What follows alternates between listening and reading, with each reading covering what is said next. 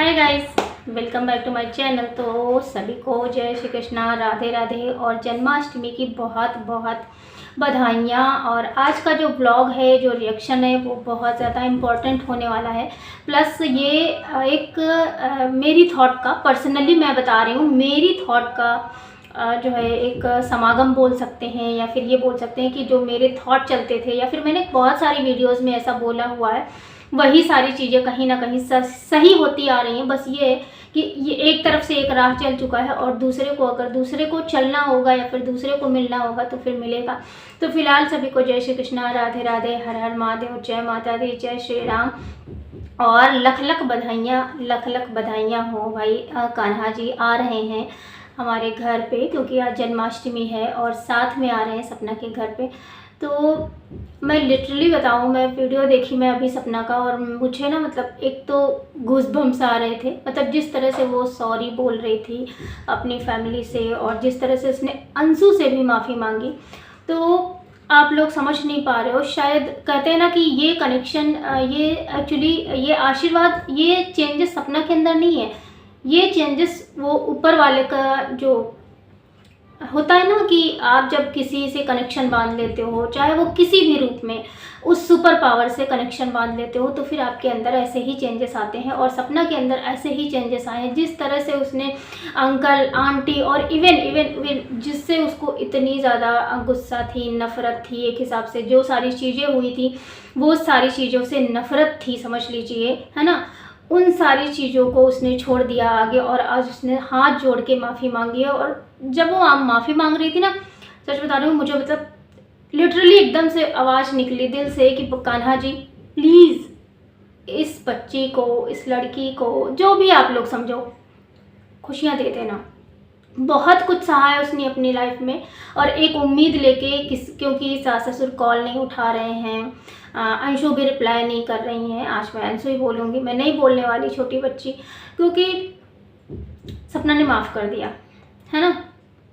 और जो है वो रिप्लाई नहीं कर रहे हैं, इसलिए ऐसा उसने वीडियो बनाया और उसने सबको इनवाइट किया। मतलब आप सोचो, आप नहीं समझ पा रहे हो, आप ये बहुत बड़ा दिल एक्चुअली सपना का नहीं है। ये जो सपना के ऊपर ब्लेसिंग्स है ना कान्हा जी की, वो है। और आज खुद कान्हा जी उसके बच्चे के रूप में आ रहे हैं। आपको पता है, बहुत सारे लोग ऐसे चाहते हैं कि मैं भी कान्हा जी की बाल रूप में सेवा करूं। कोई चाहता है कि मैं उनको अपना पति बना लूं, कोई चाहता है कुछ बना लूं, कोई चाहता है बेटा बना लूं। बहुत सारे ऐसे थॉट्स होते हैं, क्योंकि जब हमारे पास कोई ऑप्शन नहीं होता तो हमारे पास कान्हा जी के रूप में, और कान्हा जी के रूप में, या फिर हम बोले कि भगवान जी के रूप में ऐसा मतलब कनेक्शन होता है कि आप जो उनको बना लोगे, आप भाई बनाओगे वो भाई बन जाएंगे, आप दोस्त बनाओगे वो दोस्त बन जाएंगे, आप मम्मी बनाओगे मम्मी बन जाएंगे, पापा बनाओगे पापा बन जाएंगे, भाई बनाओगे भाई बन जाएंगे। मतलब उनका तो यही है ना, मतलब वो तो हर हाल में आपके साथ रहते हैं। और मैं सच बता रही हूँ, जब मैंने सपना का वीडियो देखा,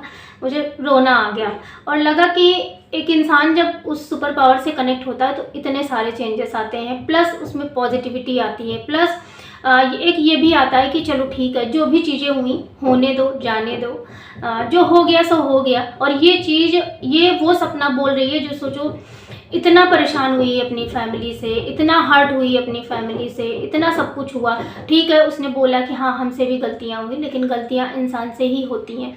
तो ये पहले उसने सूरज जी से माफ़ी मांगी। मतलब आप देखो, प्रोसेसिंग देखो, ये सिर्फ और सिर्फ कान्हा जी का आशीर्वाद ही कहेंगे।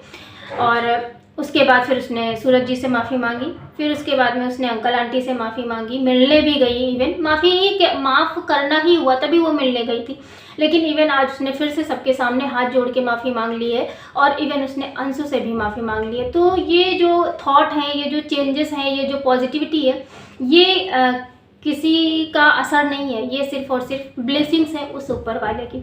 तो मैं तो यही कहती हूँ कि भाई, जो सब अंकल आंटी हैं, सपना के सास ससुर हैं, अंशु हैं, जो भी हैं, आप आओ, है ना। उसने इतने दिल से बोला है, कम से कम आप अपने बच्चे के लिए और सोचो। मतलब आपका अगर बच्चे होते हैं ना, तो पोतियों से लगाव है तो आप आ जाओ, भगवान जी के लिए आ जाओ, या फिर अपनी पोतियों के लिए आ जाओ। आप जिसमें भी बिलीव करते हो। सपना से, सपना ने ये भी बोला कि भाई हमसे नई कनेक्शन रखना मत रखिए, लेकिन आप आ जाओ। कोई भी प्रॉब्लम होगी वो सॉल्व करेगी। वो गाड़ी की दिक्कत है, ड्राइवर की दिक्कत है, वो भिजवा देगी या फिर वो लेने जाएगी।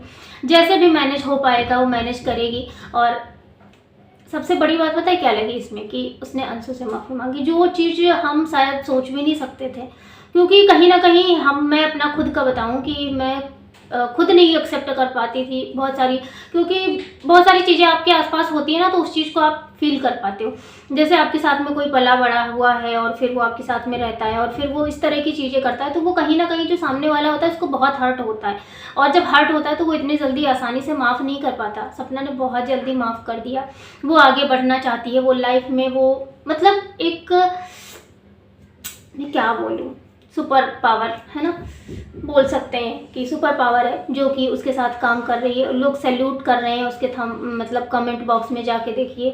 और बहुत ही ज़्यादा अजीब सा सफ़र, बहुत ही ऐसा सफ़र शायद सपना ने तय किया जाए जो शायद बहुत नहीं, शायद लाखों में करोड़ों में एक दो लोग तय करते होंगे, जिस तरह का सफ़र सपना ने तय किया है।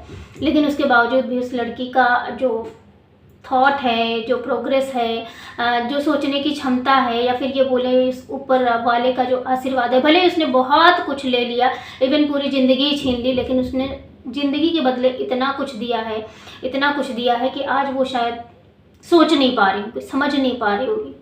और मैं यही कहूँगी कि आप लोग जाओ, क्योंकि बहुत बड़ा दिल है आपकी बहू का।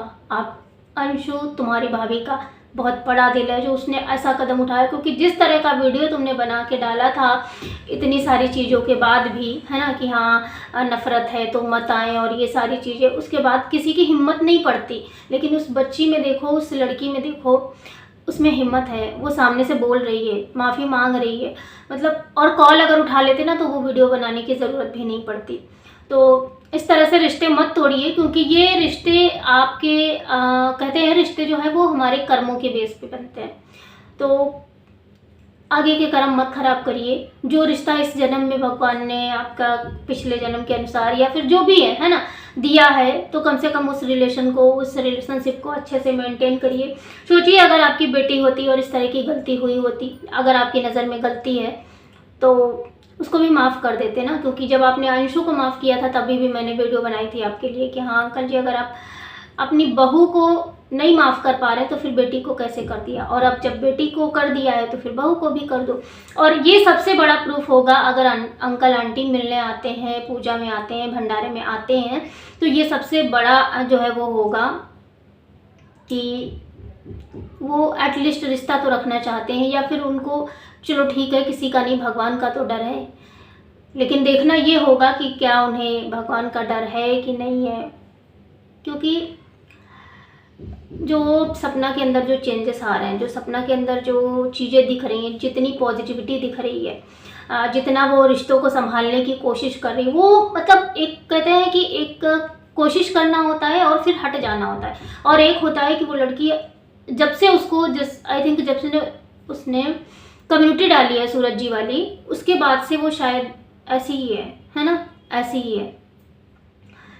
उसे नहीं फ़र्क पड़ता कि अंशु क्या बोल रही है, उसे नहीं फ़र्क पड़ता आप क्या बोल रहे हो, उसे नहीं फ़र्क पड़ता है कि कौन क्या बोल रहा है। उसे सिर्फ फ़र्क इतना पड़ता है कि चलो ठीक है, जो भी हुआ वो हुआ, जाने देते हैं, अब आगे बढ़ते हैं। मैं छोटी हूँ, माफ़ी मांग रही हूँ।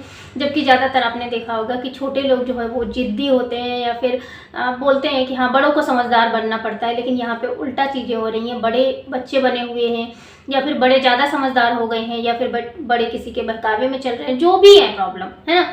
लेकिन मैं यही कहूँगी अंकल आंटी और अंशु, जाओ, रिश्तों को संभालने का एक मौका दिया है उस कान्हा जी ने, उन सुपर पावर ने का एक मौका दिया है, उस रिश्ते को संभालिए और बनाइए और मेंटेन करके रखिए। दूर रहना है दूर रहिए, पास रहना है पास रहिए, लेकिन कम से कम उस चीज़ को, उस रिश्ते को मेंटेन करके रखिए। फ़िलहाल के लिए आज का रिएक्शन मैं यहीं पे वाइंड अप करती हूँ। मिलती हूँ आपसे किसी नेक्स्ट रिएक्शन में। और फिर से एक बार प्लीज़ अंकल आंटी, प्लीज़, है ना। और आप सभी को जन्मदिन की कान्हा जी की एक बार फिर से बधाई और bye bye, take care, thanks for watching, जय श्री राम, राधे राधे।